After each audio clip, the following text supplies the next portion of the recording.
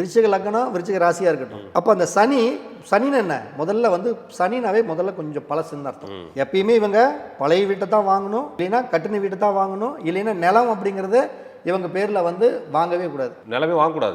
நிலம் இவங்க பேர்ல வாங்கக்கூடாது. இவங்களை சார்ந்த அப்பா பேர்லயோ அம்மா பேர்லயோ இவங்க பேர்ல வாங்கலாம். இப்ப இவங்க பேர்ல ஒரு இடம் வாங்கினான்னு வச்சுக்கோங்க. இப்ப 4ஆம் இடத்து அதிபதி சனி எங்க நீசமாகறாரு, 7ஆம் இடத்துல நீசமாகறாரு. அதே மாதிரி 12ஆம் இடத்துல உச்சம் பெறாரு. அப்ப 7ஆம் இடத்துல நீசும் போது என்ன, 7ஆம் இடம் கூட்டாளி. இவங்க கூட்டு சேர்ந்து இடமே வாங்கக்கூடாது. விருச்சிக லக்னத்துக்காரங்க கண்டிப்பா கூட்டு சேர்ந்து வாங்கக்கூடாது. கூட்டாளி ஏமாத்திடுவான். இல்ல கூட்டாளி வந்து ஒரு இடம் சொல்லியிருக்கிறான், மாப்பிள்ள இங்க ஒரு இடம் இருக்குறா, மாப்பிள்ள வர்றையா இந்த எடுத்து முடியாது, மாப்பிள்ள எனக்கு டைம் இல்லை, நான் பணத்தை உன் அக்கௌண்ட்டில் போட்டுடுறேன், நீ பார்த்து பேசி முடிச்சுடுறா மாப்பிள்ள, ஏன்டா என்ன இதுக்கெல்லாம் கூப்பிட்றேன், இந்த மாதிரி வேலைக்கெல்லாம் போகக்கூடாது. ஏன்னா இப்படி போனால் அவன் வந்து ஒரு சென்ட் 1.5 லட்ச ரூபாய்னா அவன் 3 லட்ச ரூபா உங்களுக்கு போட்டு வச்சிருப்பான். கடைசியில் அந்த டாக்குமெண்ட் எல்லாமே முடிஞ்ச அளவுக்கு அவனோட இன்வால்மெண்ட்லேயே தான் வச்சிருப்பான். அப்போ விருச்சிக ராசி விருச்சிக லக்னத்துக்காரங்க நிலம் வாங்குறதுல பூமி கட்ட வாங்குறதுல இதுல எல்லாம் கொஞ்சம் கவனமாக இருக்கணும்.